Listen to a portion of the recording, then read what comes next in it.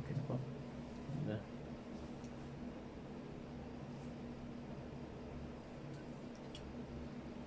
Mga minamahal na mga kapatid, mga kaibigan at mga kababayan, welcome po kayong lahat sa ating programa ngayon, ang Tinig ng Reformasyon. Tayo ay muling nagbabalik upang maipagpapatuloy natin ang ating ginagawa na Bible Study Series tungkol sa mabuting balita ng kaligtasan. Ito po ay tuloy-tuloy na magkakadugtong na mga pag-aaral at tayo po ay nakaabot na ng 72 pala. Nakaabot na tayo ng 72 lessons. So ako'y umaasa na yung mga kapatid na sumubaybay sa ating pag-aaral mula doon sa pagsisimula na yung first 23 lessons ay paulit-ulit na nilang napakinggan. Ako'y umaasa na marami kayong natutunan dito sa programa natin dahil madami na tayong naidagdag na mga pag-aaral. So, ngayong gabi ay dadako na naman tayo sa isang paksa na karugtong ng ating pinag-aralan sa nakalipas.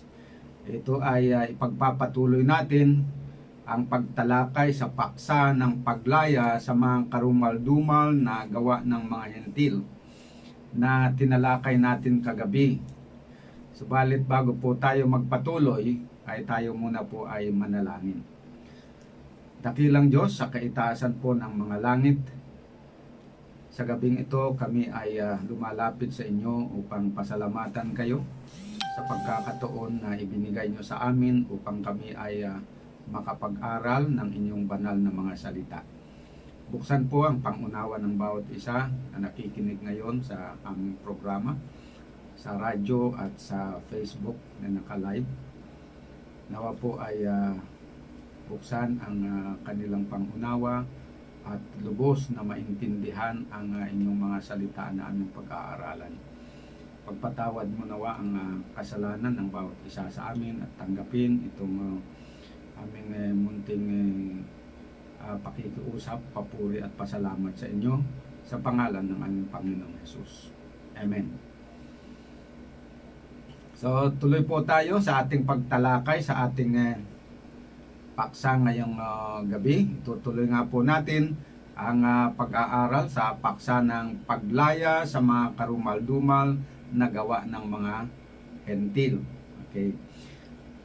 Sa gabing ito ay mag-focus tayo sa lumabas na tanong kaugnay ng natalakay natin kagabi na ang mga nasasangkot sa mga karumal-dumal na mga gawa ng mga hentil ay pwedeng mapalaya mula sa kapangyarihan ng masasamang espiritu sa pamamagitan ng pananampalataya kay Jesus. Matapos po natin na i-discuss doon sa kagabi yung portion na yun at ako nga po ay nanawagan tungkol doon na kung meron tayo po nasasangkot ay panahon na para tayo po ay pumalas o kaya mag-isip-isip at iwanan na natin ang mga karumal-dumal na yan sapagkat yun ang panawagan din po ng Panginoon. Subalit meron pong lumabas na katanungan na ganito. Anong assurance ang maibibigay natin na siguradong mapalaya nga sila at ligtas sa kamay ni Kristo? Yun po ang tanong. Ang punto dito, etong mga involved dito sa halimbawa sa pangkukulam o doon sa panghuhula at saka yung mga may anting-anting at saka yung may mga libreta dyan na nakaranas na tumanggap ng kapangyarihan. At dahil tumanggap na ng kapangyarihan, ibig sabihin ay sila ay medyo hawak na ng masasamang espiritu sila. Kasi nga, ano na yun nakikinabang na sila doon sa kapangyarihan ng masamang espiritu. Ito kaya ay merong kasiguruhan na sila ay mapapalaya pa rin. Yan po ang pinupunto ng tanong. Kasi pagdating doon sa sa mga hindi ganito ang kalalim ang kanilang involvement, yung mababaw lang involvement nila, katulad lang ng naniniwala doon sa kaluluwa, na ang tao ay may kaluluwa na pag namatay ang tao ay humihiwalay at may kapangyarihan din yan na makipag-usap at gumawa pa ng anumang bagay.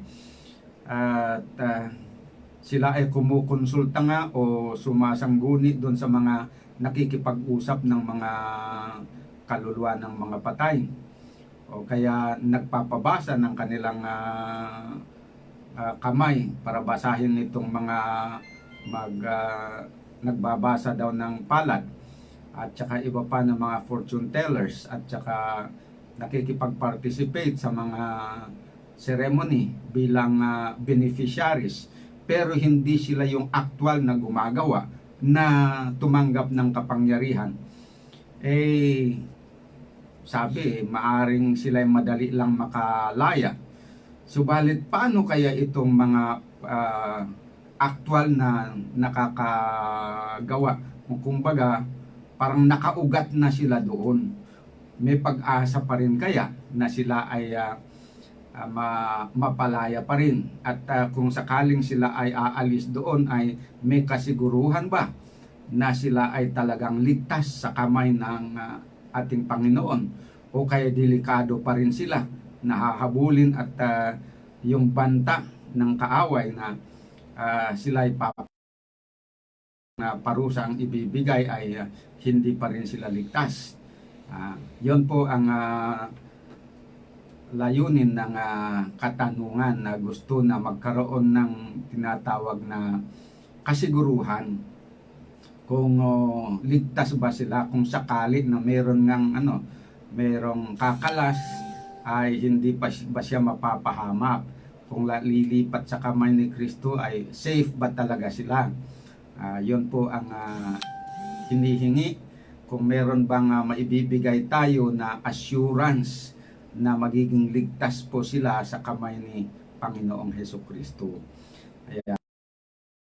So, pagpatuloy natin, tama po yung sinasabi na yung mga mababaw lamang ang involvement sa masasamang espiritu, tulad ng mga naniniwala ng salamangka at kulang, kaya't sila sumasangguni at nakikinabang sa serbisyo ng mga mangkukulam o kaya espiritista, at naghahandog sa mga Diyos-Diyosan, ay madaling mapalaya sa mga karumal-dumal na mga gawa na yan.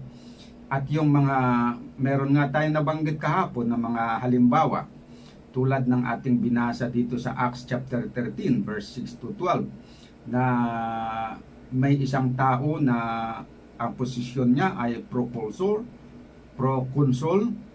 na ang pangalan niya ay si Sergio Paulo, isang matalinong tao ngunit napahanga at napaniwala sa panggagaway dahil sa nakita niya na kapangyarihan ni ni Bar Jesus, yung manggagaway na si Bar Jesus, na isang manggagawa at bulaang propeta na mababasa natin nga doon sa Acts 13 verse 6 to 12.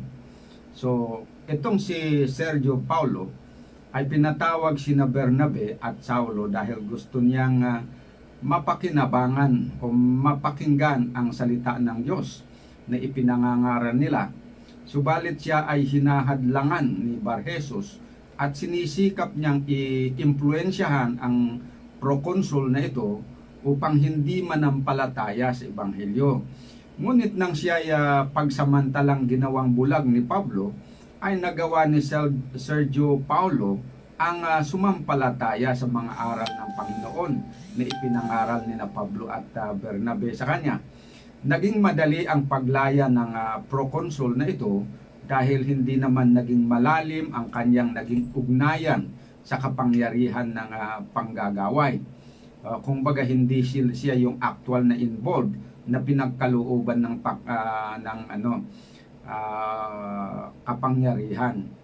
Kumbaga fans lang siya at nakuha nitong manggagaway ang trust and confidence niya. Pero salamat na lang at siya ay napakawalan dito, siya ay nanampalataya. Kaya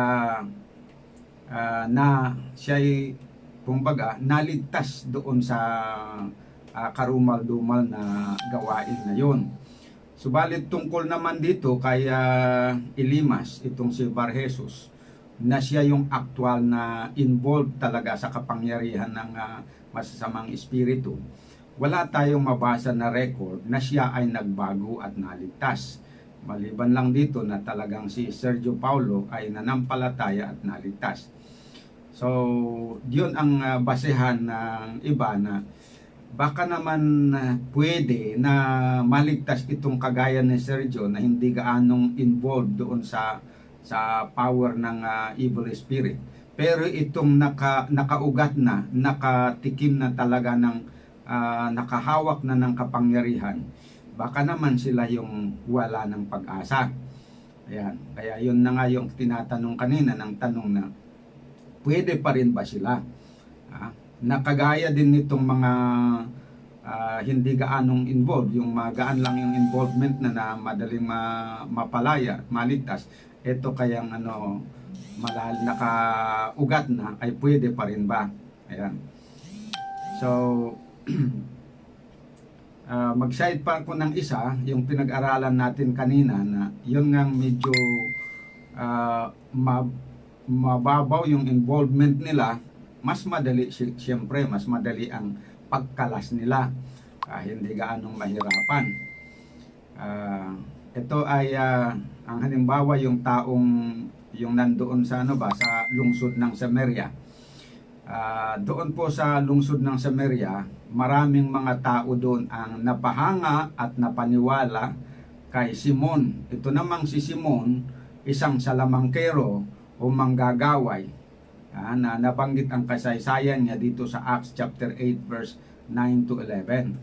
Dahil ang mga tao sa lungsod ay napahangan ni Simon sa kanyang mga salamangka, ng mahabang panahon ang mga tao sa lungsod ay laging nakikinig sa mga sinasabi niya at tinawag niya siya na dakilang kapangyarihan ng Diyos.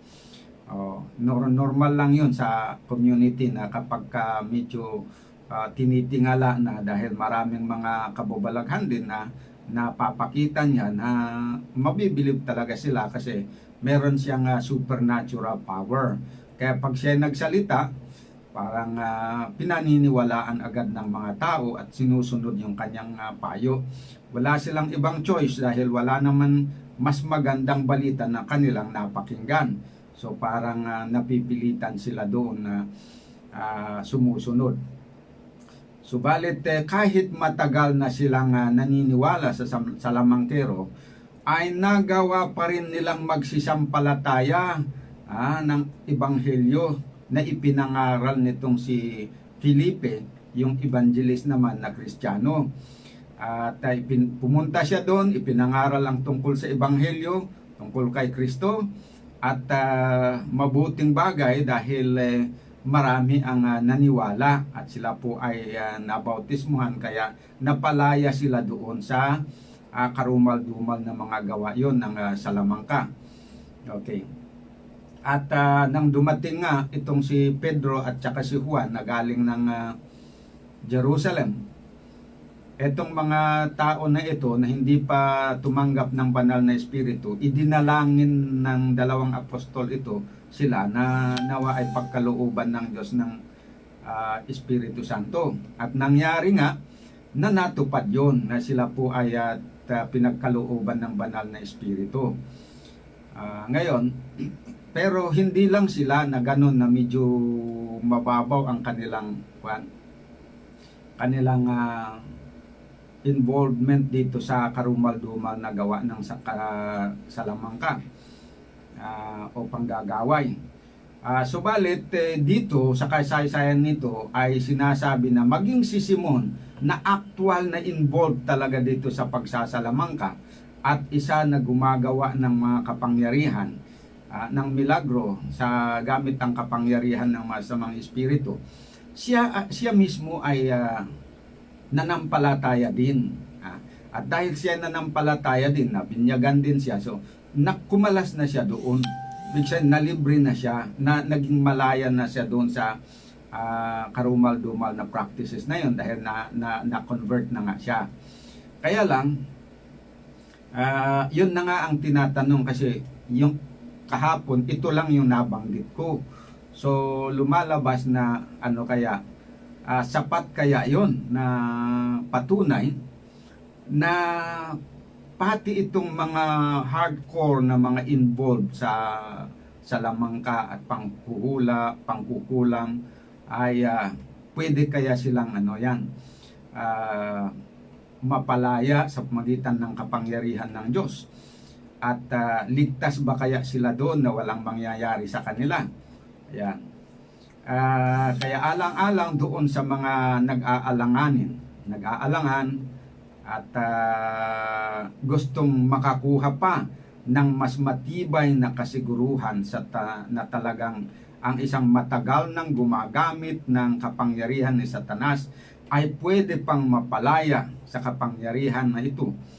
Alang-alang sa kanila ay nais kong magbahagi ng ilang katotohanan na magpapatunay na kahit yung talagang malalim na ang kanilang ugnayan sa mga masasamang espiritu, kung sila'y gusto talagang lumaya, ay pwede silang makalaya at ligtas sila sa piling ng ating Panginoong Hesukristo.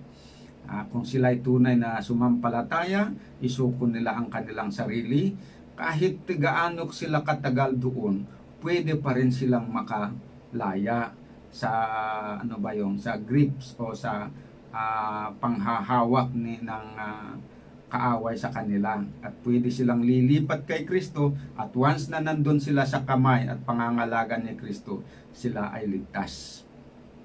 So dito po meron akong tatlo na na pwedeng maibibigay na assurance na talagang pwede silang makalaya, at pag lumaya na sila doon at nandun sila sa piling ni Kristo, sila po ay ligtas doon.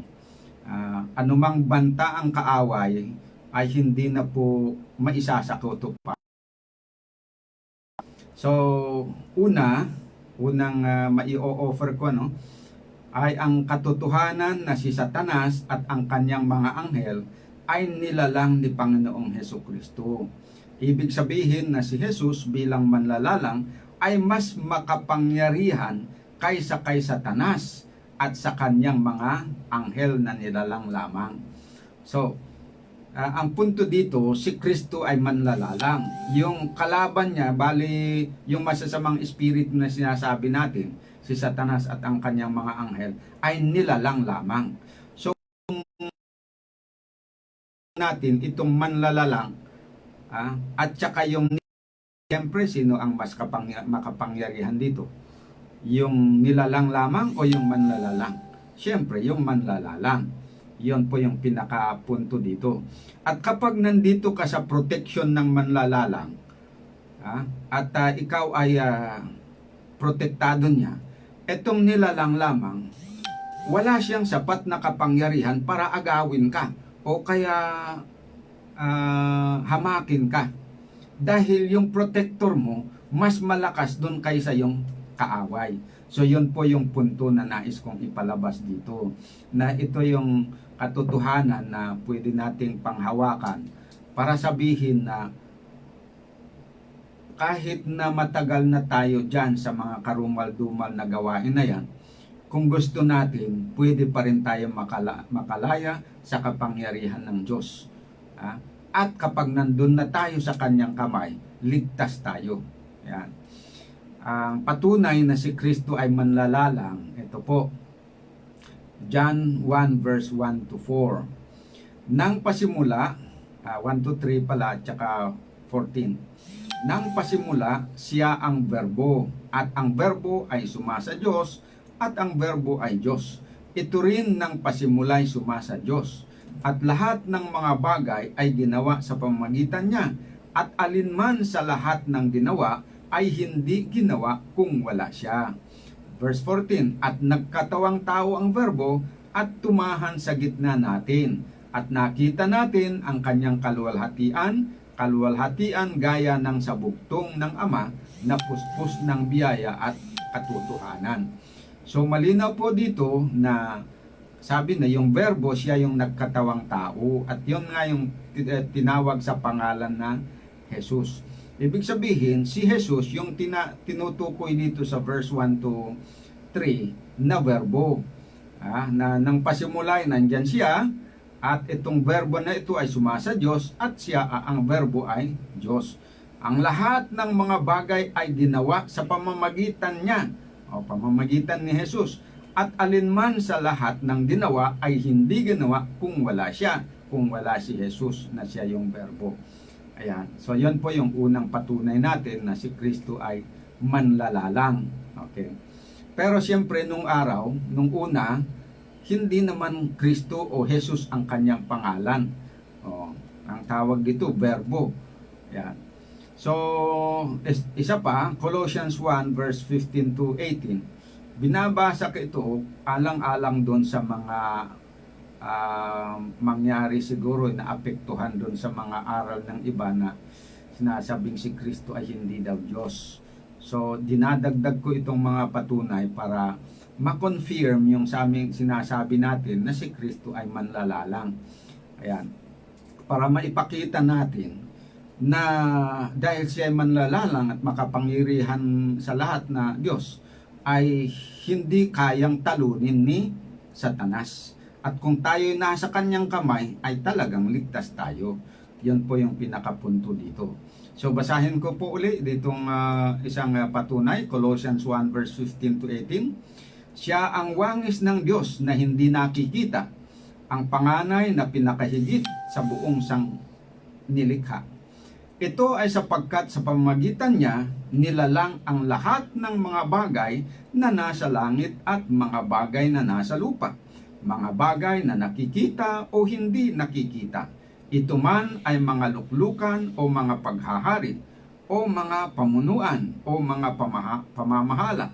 Ang lahat ng bagay ay nilalang sa pamamagitan niya at para sa Kanya.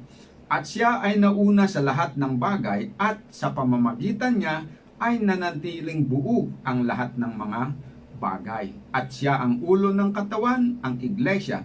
Siya ang pasimula, ang panganay mula sa mga patay upang siya ang maging kataas-taasan sa lahat ng bagay. Yan. So malinaw po dito na si Kristo ay manlalalang. Siya ang lumalang sa lahat ng mga bagay dito sa lupa at sa langit, nakikita at saka hindi nakikita. So dalawa lang po ang ating ginamit dito na patunay.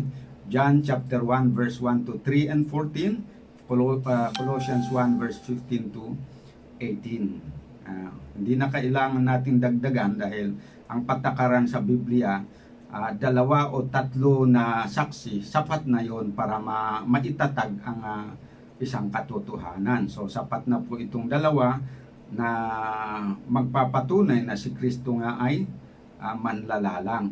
So dahil si Jesus ang makapangyarihang Diyos na lumalang sa lahat ng bagay, kasama na tayong mga tao at mga anghel, nangangahulugan na kayang-kaya niya tayong ipagtanggol at protektahan upang hindi tayo pinsalanin ni Satanas at ng kanyang mga anghel. Ang kanyang pangako sa Israel ay pangako rin niya sa atin. Ano ba yung pangako ni Jesus sa bayan ng Israel noon? Yun po ang pangako rin niya sa atin. Isaiah 41 verse 8 to 13. Anong sabi niya? Ngunit ikaw, Israel, lingkod ko, Jacob na siyang aking pinili na binhi ni Abraham na aking kaibigan. Ikaw na aking hinawakan mula sa mga wakas ng lupa at tinawag kita mula sa mga sulok niyaon at pinagsabihan kita, ikaw ay aking lingkod, pinili ka, itinakwil.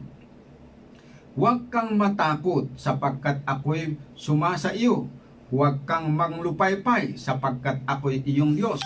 Aking palalakasin ka, oo, aking tutulungan ka, oo, aking aalalayan ka ng kanang kamay ng aking katuwiran. Narito silang lahat na nangagagalit sa iyo ay mga papahiya at mga lilito. Silang nangakikipaglaban sa iyo ay papanaw at mga papahamak. Iyong hahanapin sila at hindi mo masusumpungan. Sa makatuwid bagay silang nangakikipaglaban sa iyo. Silang nakikipagdigma laban sa iyo ay papanaw at gaya ng bagay ng wala. Sapagkat akong Panginoon mong Diyos ay hahawak ng iyong kanang kamay na magsasabi sa iyo, huwag kang matakot, aking tutulungan ka. Napakaganda mga kapatid ang pangako ng lumalang sa atin, no? Na kung tayo po ay nasa kanyang panig, sinisiguro niya na sabi pa nga na huwag tayong matakot. Bakit? Sapagkat kung tayo nasa kanyang kamay, tayo po ay talagang ligtas.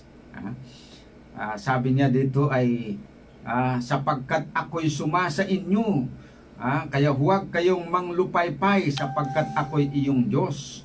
Aking palalakasin ka at tutulungan at aalalayan ka ng kanang kamay po ni Kristo sa atin. Okay. Dito tayo sa ating conclusion na talagang hindi tayo dapat matakot. Sigurado po na protektado tayo sa Panginoon. So ang katotohanan na si Kristo ang na lumalang sa atin at sa mga anghel, at siya ay nangako na tutulong sa atin, magpalakas sa atin at aalalay sa atin. Ito ang unang kasiguruhan na ibibigay ko sa lahat na naging alipin ng masasamang espiritu, na kung sino man sa kanila ang nais sumampalataya kay Jesus at lilipat sa Kanya bilang kanilang bagong Panginoon, ay siguradong ligtas sila sa piling ni Kristo. Ito po yung pinakauna na kasiguruhan, assurance na pwede kong maibigay. Bakit matibay na assurance ito? Sapagkat siya ngayong lumalang sa atin, so kayang-kaya niya tayong ipagtanggol, kayang-kaya na tayong iligtas. Kahit yung pang mga ilang libo na mga anghel na kasama ni Satanas, kahit siya lang mag-isa, hindi nila kayang talunin yan. So, safe tayo doon kung tayo nandun kay Kristo. Okay.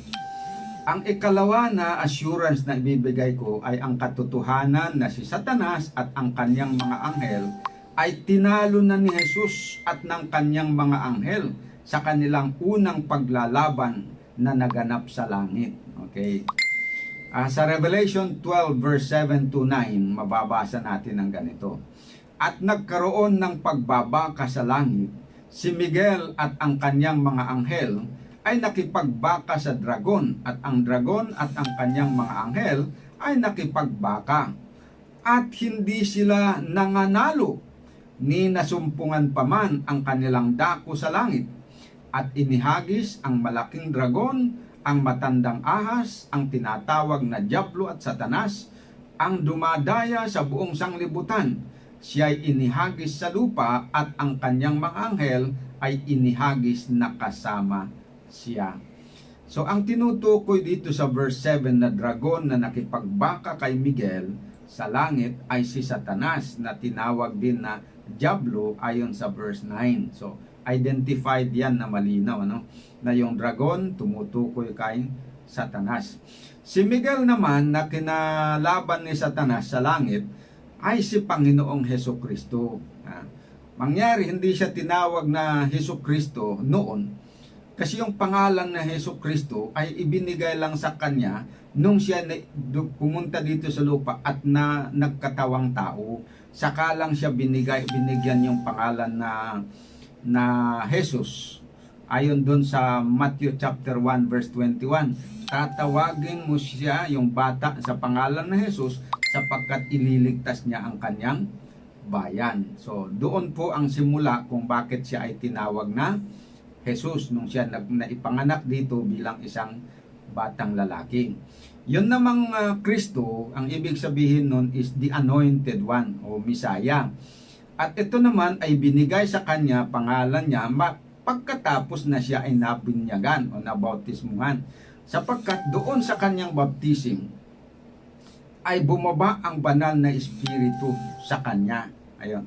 At ayon sa Acts chapter 10, ay pinaliwanag doon na ginamit ng Panginoong Diyos yung banal na espiritu para siya ay i-anoint. Yun. Paano ba sa Tagalog yung i-anoint? Gamitin na lang natin i-anoint. Ayan. So, yun ang simula ng paggamit sa kanya na Jesus. Dati, una, nung siya na panganak, Jesus. Nung siya nabunyagan, na idagdag, tinawag siyang Kristo. Kaya nabuo ngayon yung dalawang pangalan niya. Ginawang isa, Hesukristo. Ayan. Jesus Christ. Ayan. So, noong doon pa sa langit, nung nagkaroon ng away, hindi pa siya tinatawag sa pangalan ni Jesus, ni hindi pa siya tinawag sa pangalan na Kristo. Ang pangalan na itinawag sa kanya ay Miguel. Ayan. Pero siyempre, nung siya nagkatawang tao, sa kanya na tinawag ulit, na nadagdagan yung pangalan niya na Hesukristo.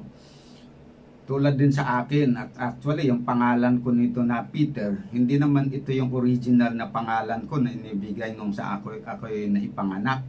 Ito ay late na lang nung ako'y mag-grade 1, saka ako binigyan ng pangalan na Peter. At ang nagbigay ay yung nag-enroll sa akin doon sa teacher.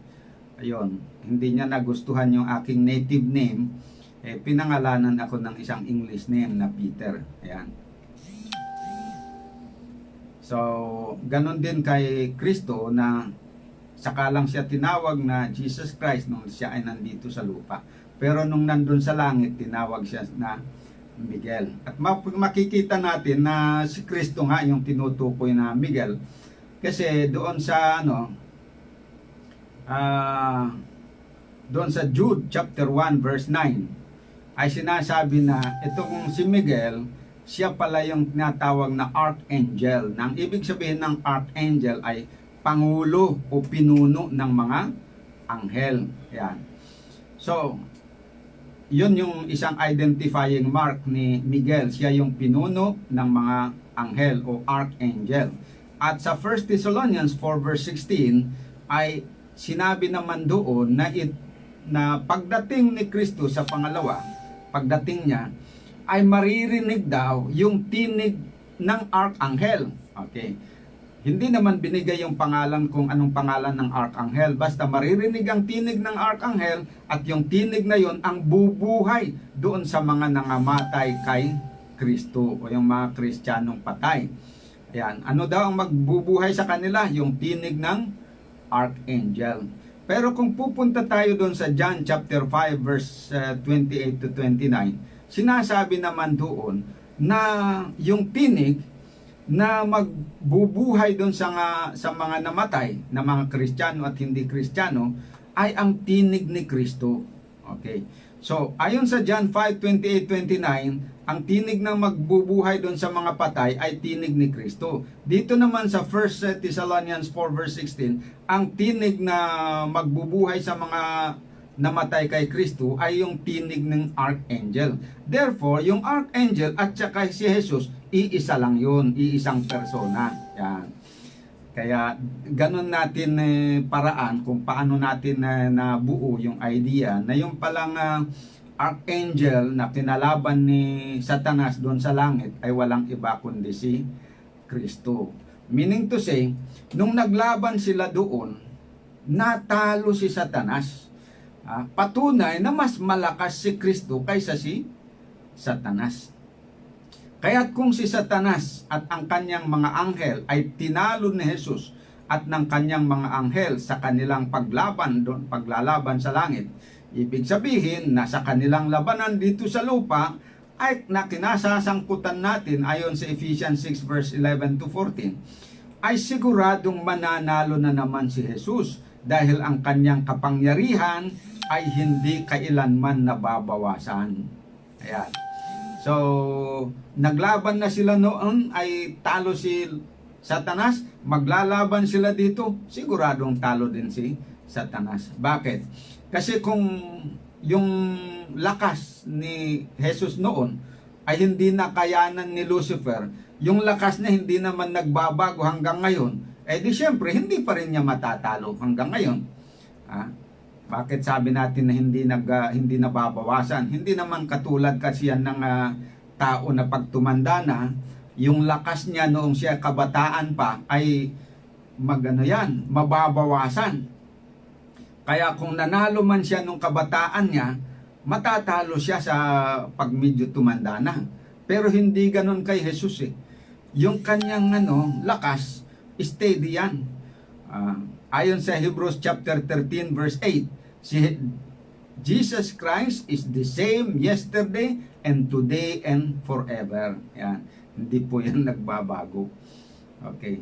So, ang katotohanan ito na tinalo ni Kristo si Satanas sa kanilang laban doon sa langit dahil siya ay manlalalang at si Satanas ay isang nilalang lamang, ang ikalawang kasiguruhan na maibibigay na sino mang nasasangkot sa mga karumal-dumal na mga gawa ng mga hentil, kahit gaano pa siya katagal na naging mangkukulam o manggagaway, kung siya ay magpasya na lumapit kay Jesus at isuko lamang ang kanyang sarili sa kanya bilang kanyang tagapagligtas at Panginoon, ay siguradong ligtas siya sa piling ng Diyos. Yan po ang ikalawa na pwede kong maibigay na assurance na talagang ligtas. Para sana ang layunin dito, wala nang magdadalawang isip, kundi maingganyo ang lahat na involved dito. Kahit gaano pa man sila katagal dyan, pwede po silang kumalas kung gusto nila, at sila may assurance na 100% na ibibigay ang Panginoon na sila po ay safe o ligtas sa kamay ng Panginoon. So, siyempre, kung sila po ay aalis, siguradong magagalit si Satanas.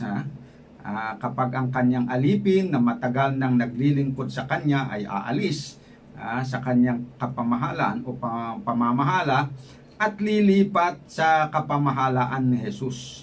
Kaya't siguradong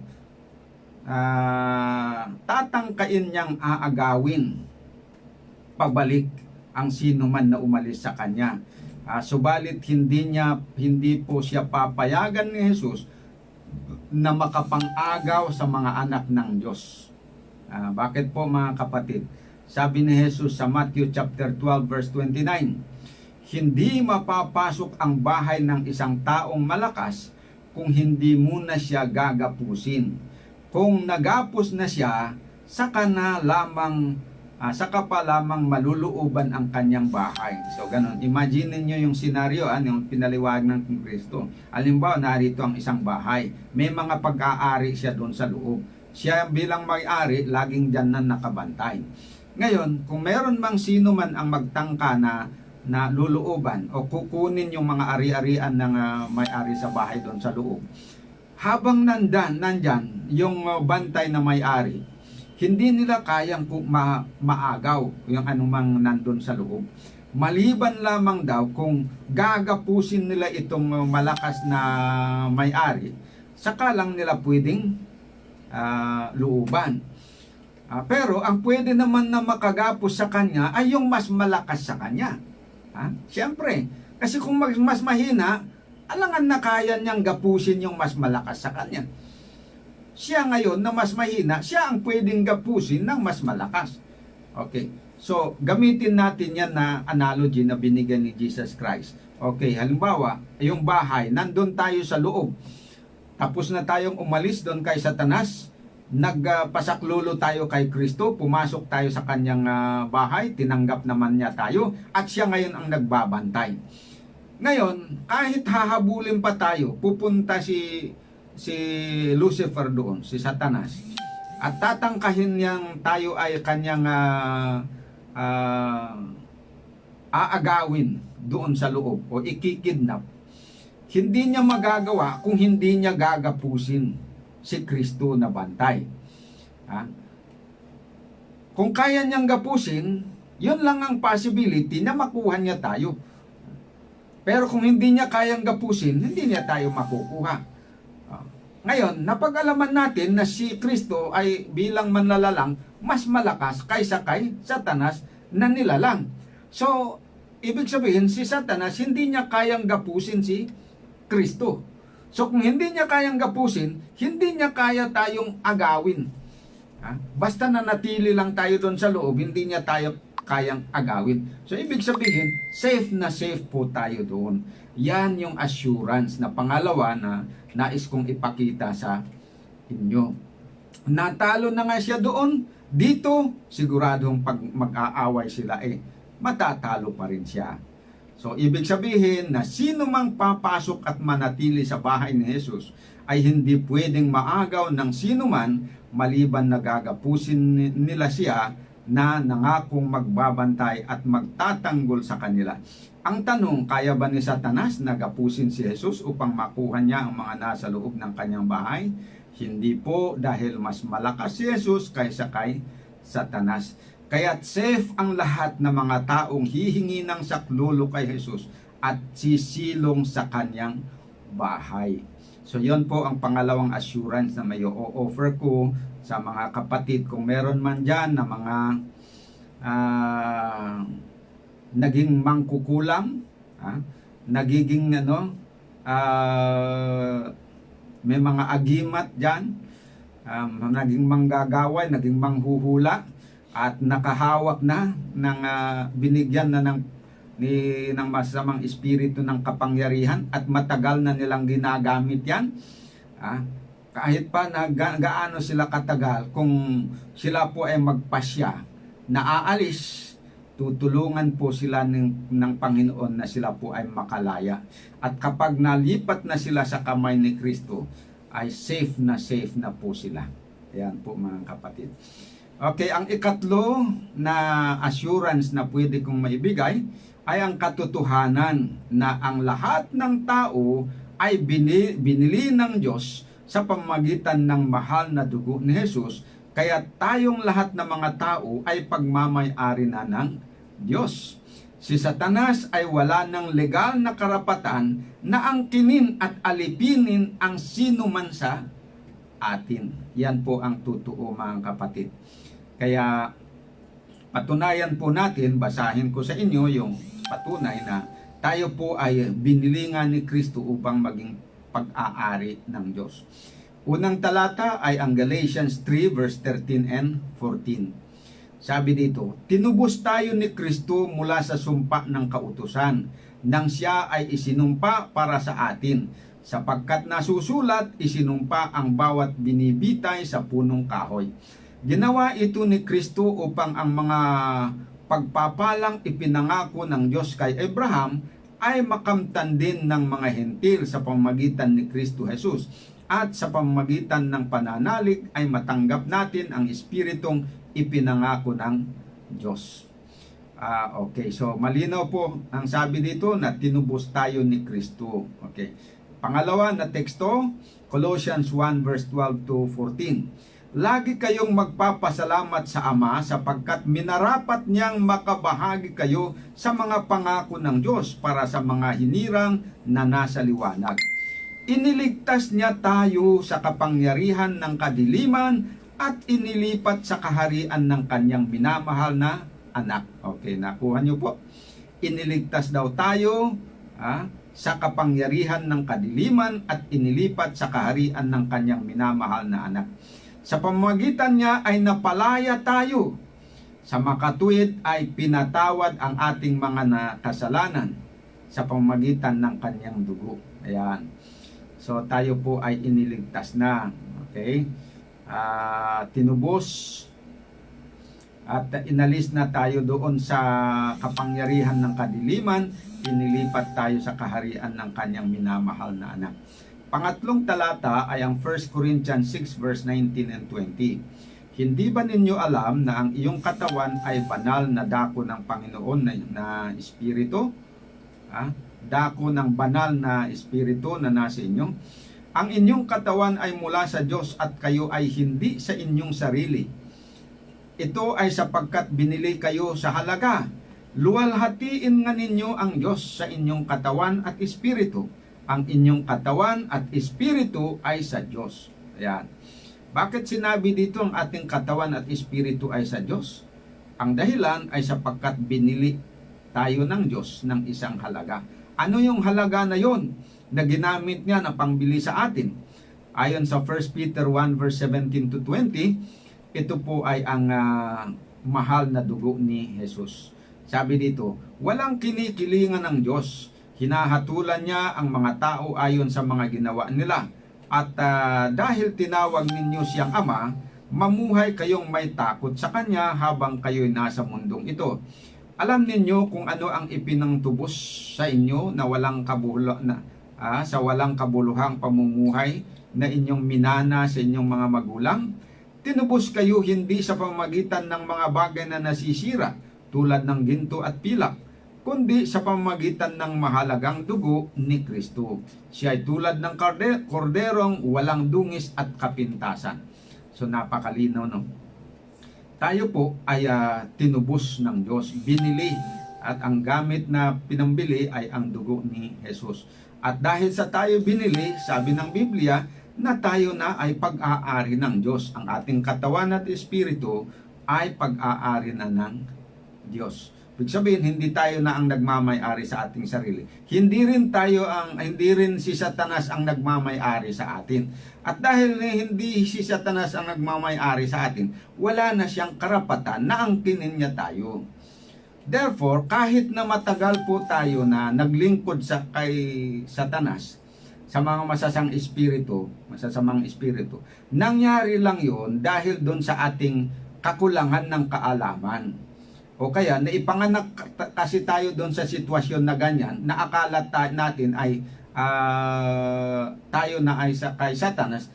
Kaya, naglilingkod tayo na akala natin siya na yung talagang nagmamay-ari sa atin. Yun pala, hindi naman pala.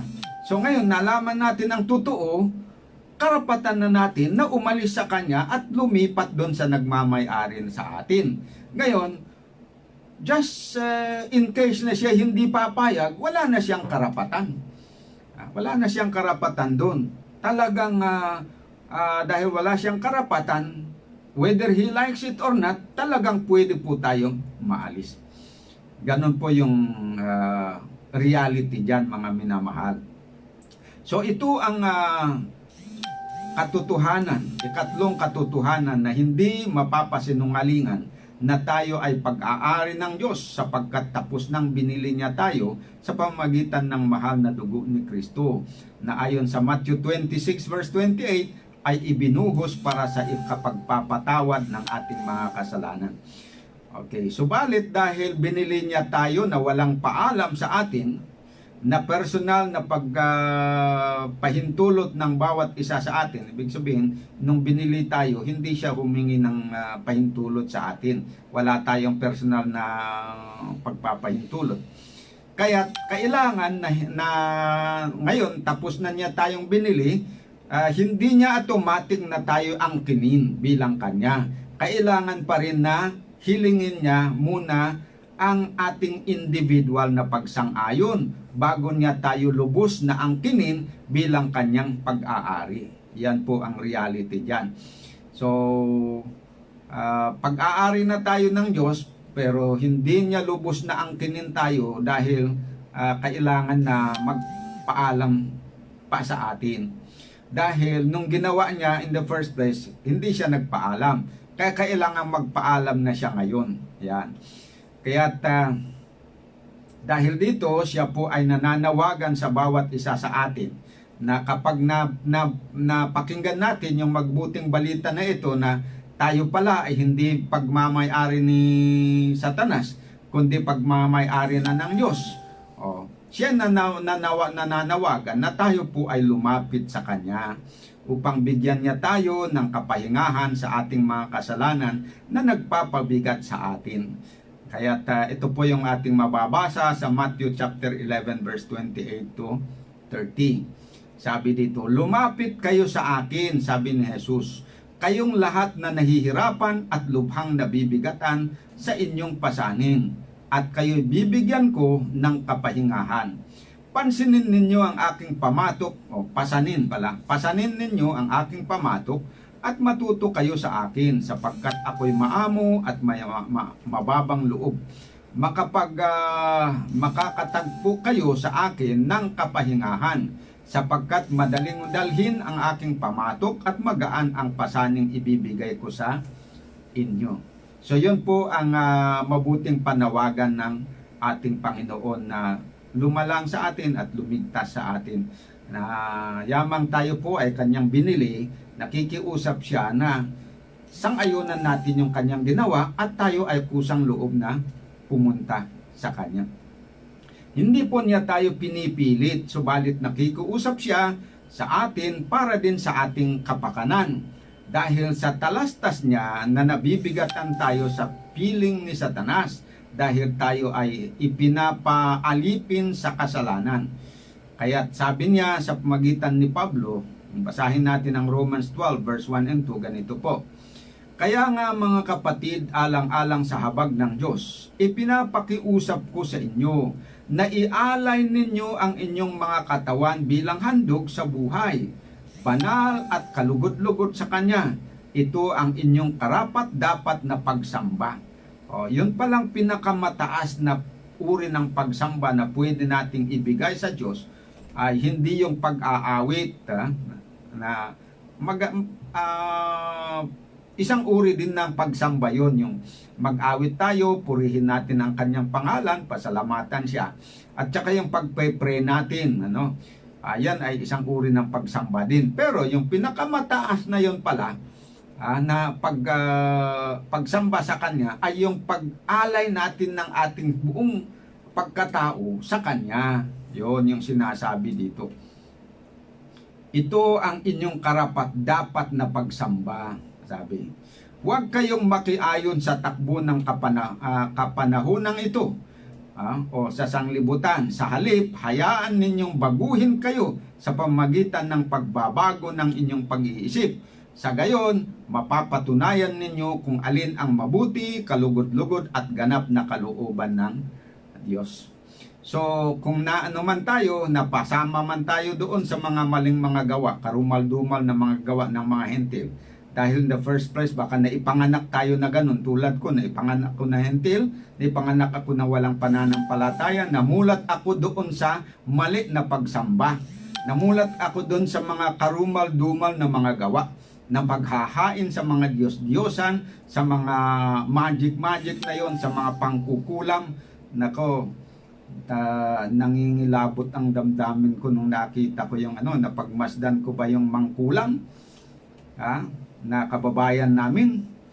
Biro mo naman na siya ay matagal pala yon, may seremonya na matagal, halos buong maghapon yun ay magdamag kasi gabi yun Ngayon, ang gagamitin nila doon na hain para sa pangkulam ay yung palang aso, kinatay yung aso, pinutol yung yung ulo, tapos pinatayo doon sa harapan niya, tapos para nakabuka yung kanyang nakangisi na ganyan, nakabuka yung kanyang bunganga na ganyan.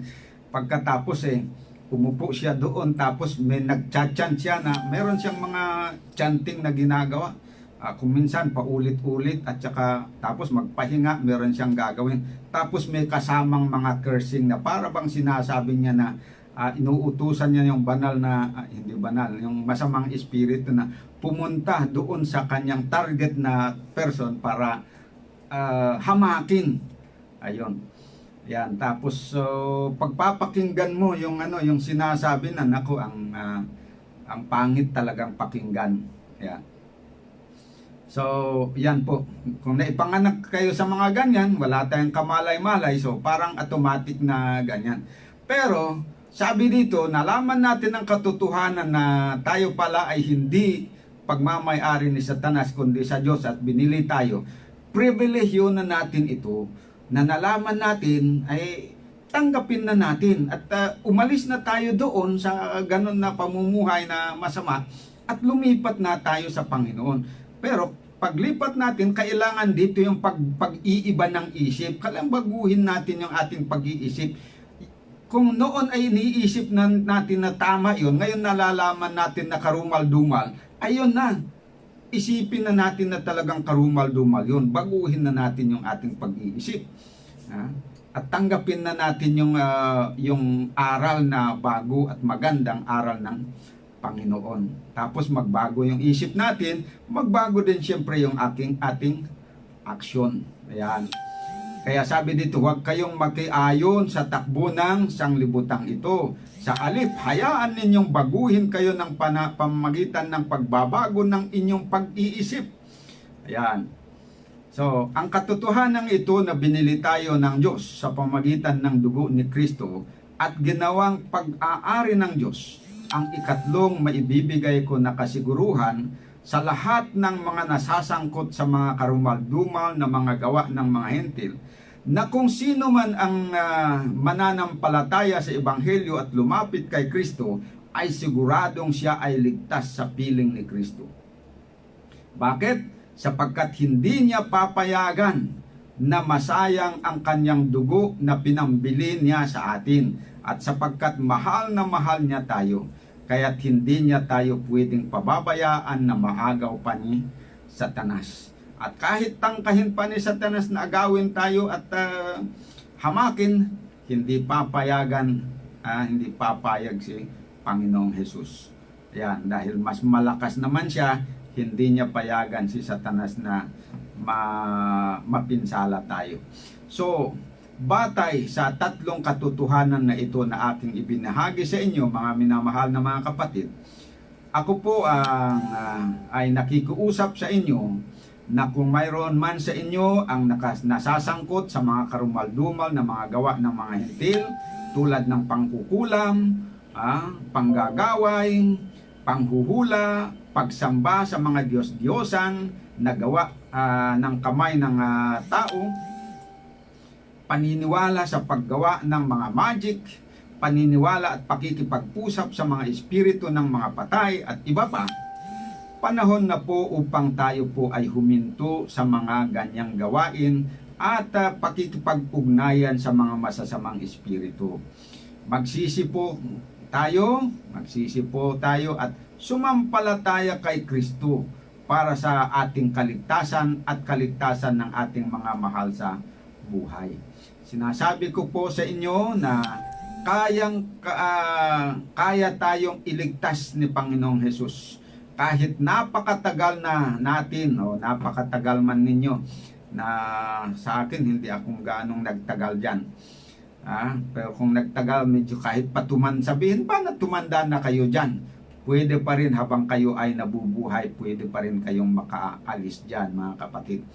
Kaya nais kong samantalahin na magbigay ng halimbawa dito ngayon, na nung si Kristo ay meron talagang ginawa niya para iligtas itong mga tao na talagang kinokontrol na ng mga masasamang espiritu ang kanilang buhay. Basahin po natin ang isang pangyayari na hindi ko nabasa sa mga nakalipas. Sa Mark chapter 9 verse 17 to 29. At isa dito ay may dinala silang isang bata na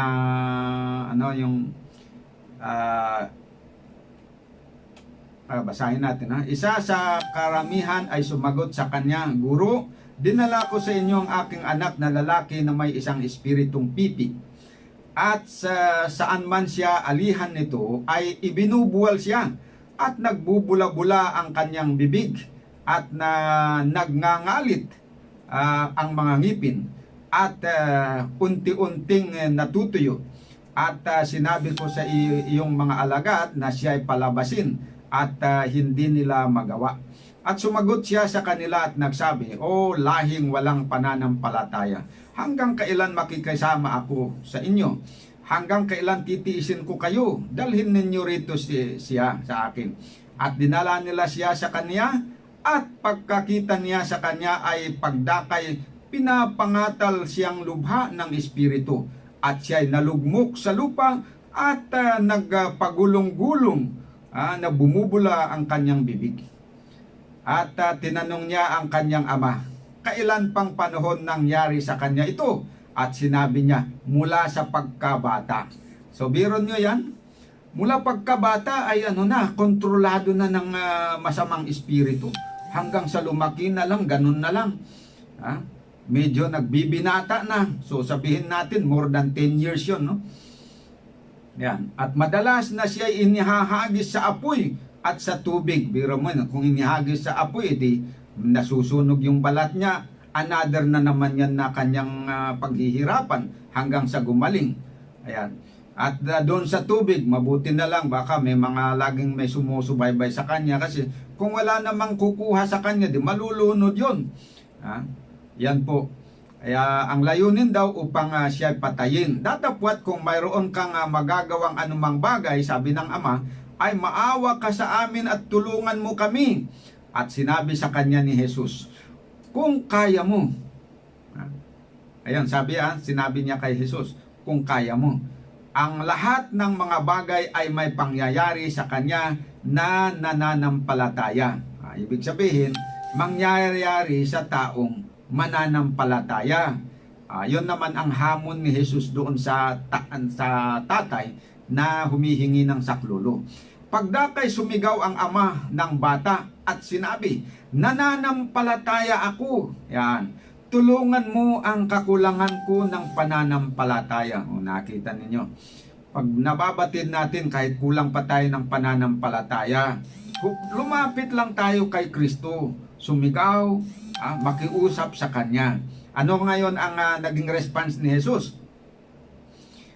At nang makita ni Jesus na dumaragsang tumatakbo ang karamihan, ay pinagwikaan niya ang karumal-dumal na espiritu na sinabi sa kanya, ikaw, bingi at piping espiritu, inuutos ko sa iyo na lumabas ka sa kanya at huwag ka nang pumasok na muli sa kanya.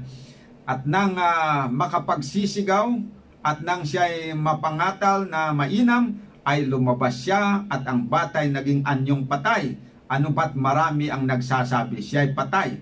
Datapwat hinawakan siya ni Jesus sa kamay at siya'y ibinangon at siya'y nagtindig.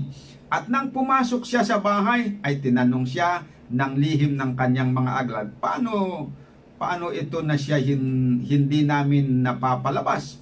At sinabi niya sa kanila, ang ganito ay hindi mapapalabas ng anuman maliban sa pamagitan ng panalangin. Ayan, so biro nyo mula pagkabata hanggang sa siya nagbibinata na. Kontrolado na at pinapahirapan ng banal na spirit. Ng masamang espiritu. Pero sa magitan ng kapangyarihan ni Kristo, siya ay napalaya. Ang gumana dito, hindi na yung pananampalataya ng bata kasi wala na siyang pagkakataon na makapagdesisyon sa kanyang sarili. Bali ang pananampalataya ng tatay doon ang iginalang. Kaya tinanong yung tatay kung nananampalataya ba na kaya ni Jesus yun na pagalingin. Ay sumigaw siya na sabing siya nananampalataya. Pero batid niya na kulang yung pananampalataya niya. Kaya sabi niya, tulungan mo, dagdagan mo ang aking pananampalataya. Yan po mga kapatid. Pero matapos po, kung tayo po ay nanampalataya at naligtas, meron lamang pong isang pakiusap dito. Matapos po, ito ang assurance. Kung tayo po ay sino man dyan ang na-involved dito, at talagang buo ang kanyang desisyon na lumipat kay Kristo, sigurado po siya ay tutulungan ng ating Panginoon na mapalaya. At magiging huwag kayong matakot na baka mapinsala kayo dahil may banta. Huwag kayong mag-aalala. Ang Panginoon po ang bahalang mag-protect sa inyo. Pero mayroon lang pong isa dito para lubos po na talagang kayo ay mapalaya at hindi na kayo babalik-balikan. Para bang 100% na maputol yung connection nyo doon sa mga masasamang espiritu. Lahat po ng mga ginagamit nyo noon, kung kayo man ay gumagamit, dapat po na ipagtatapon na ninyo. Huwag nyo pong paghinayangan kahit mahal pa yan. Itapon nyo na po yan, sapagkat yung mga gamit na yon, yun po ay bali magsilbing connecting link pa rin, na kapag panghahawakan nyo pa rin yan, yan po ay sila may access sa pamagitan nun, lalapitan po kayo. Kaya pansinin nyo po yung nangyari dito sa Acts chapter 19. Ang ginawa ng mga taga-Efeso na-convert, ito yung mga salamangkero din itong mga tao sa Efeso At saka sila ay mahilig din dyan sa mga anting-anting at saka pangkukulam. Ito, hilig nitong mga pagano sa Efeso. Tignan niyo po ang nangyari nung sila nagsisisampalataya. Basahin po natin sa chapter 19 ng Acts, verse 17 to 19. At nahayag ito sa lahat sa mga Hudyo at gayon din sa mga Grego na nangananahan sa Efeso. At sinidlan silang lahat ng takot at pinadakila ang pangalan ng Panginoong Hesus. Kasi doon si Pablo, ang daming ginawang mga milagro, pinagaling ng mga may sakit, pati mga yung sinaniban ng masamang espiritu ay napalayas. Yung mga espiritu at naging matino na yung mga tao. Kaya kumalat ngayon yung pabalita na yon at maraming nanampalataya. Okay, sabi dito sa verse 18, marami rin naman sa mga nagsisisampalataya na ang nagsidating na ipinahahayag at isinasaysay ang kanilang mga gawain. At hindi kakaunti sa mga nagsisigamit ng mga kabihas ng mahika, ay nagsisipagtipon ng kanilang mga aklat at pinagsusunog sa paningin ng lahat, at kanilang binilang ang halaga niyaon at nasumpungang may 50,000 putol na pilak. So napakaganda yung kanilang ginawa. Pinakita nila talaga yung tunay nilang pananampalataya at yung buo na desisyon nila na talagang iwanan nila yung mga karumal-dumal na gawa na yon at sila po ay buong pusong maglingkod sa Diyos. At bilang pagpapahayag ng kanilang buong pagtitiwala sa Panginoon, lahat po ng mga gamit nila, kung meron silang mga anting-anting dyan, mga libro, alam nyo itong mga libreta ng mga magic, libreta ng mga pangkukulam, kailangan yan tayo na itapon na yan. At saka yung mga yung kung meron kayong mga Latin dyan na mga libreta, na doon yung ginagamit yung mga bibigkasin mo yung Latin na yan at may kapangyarihan, kailangan niya na sunugin nyo yan o itapon nyo. Mas maganda nga yung sabi dito, sunugin nyo na lang yan, huwag nyo ibaon sa lupa. Kasi baka mamaya, pag binaon nyo sa lupa, pag may problema na naman, natukso kayo, huhukayin nyo na naman yan at kukunin nyo. Hindi na, sunugin na yan. Kung libreta, madali na lang yan na sunugin Meron tayong kapatid na taga Mindanao.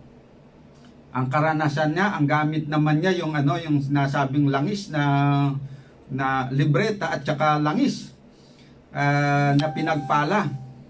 Nasa pamagitan nun, meron siya kapangyarihan na kayang-kaya na daw na lumipad sa ibabaw ng mga talahib. Maya-maya, nandun na sa tuktok ng kawayan. Ayan, mga kapangyarihan yun na galing sa demonyo Kala nila sa Diyos.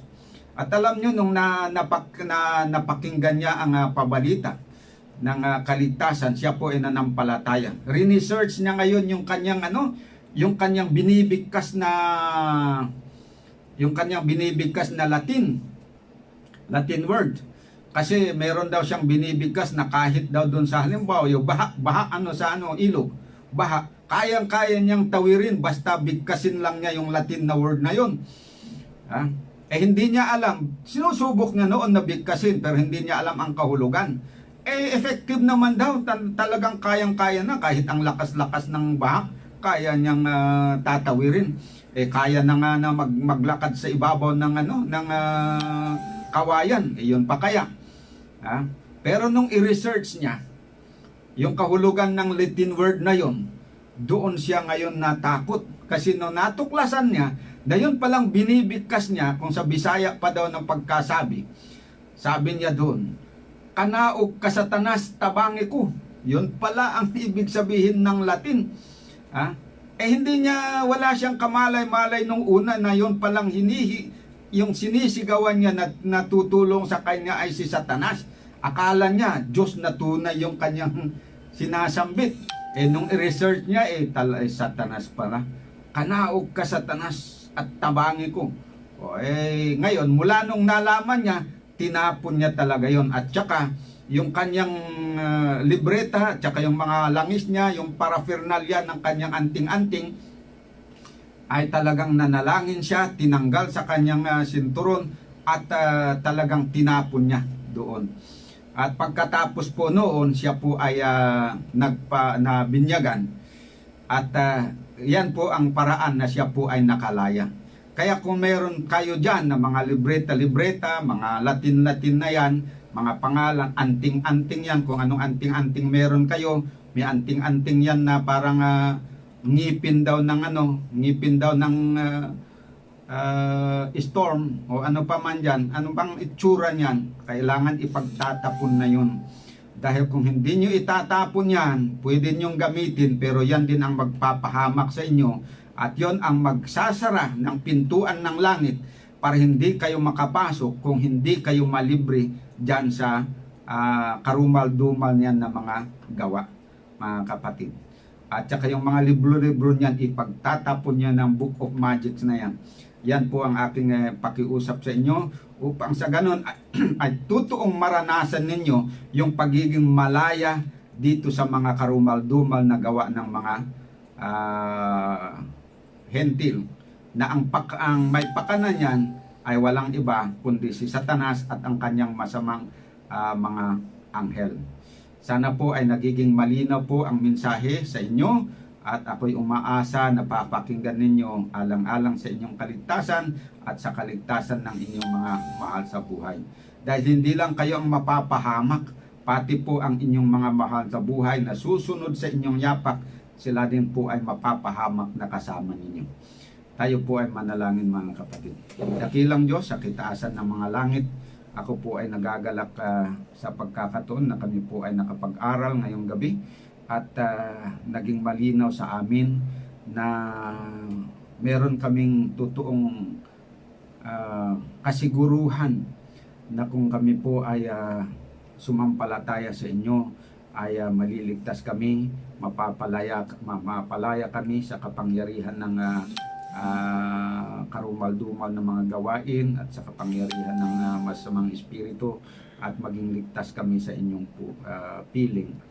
Kaya tulungan po ang lahat na mga kapatid na may mga ganyang karanasan, nasama na po sa lalong madaling panahon ay sumampalataya na sila, at malibre o mapalaya sila doon sa mga nagpapahirap sa kanila ng maling mga aral at maling mga practices. Itong aking dalangin, at lakip ang kapanawaran sa aming mga kasalanan sa pangalan ng aming Panginoong Jesus.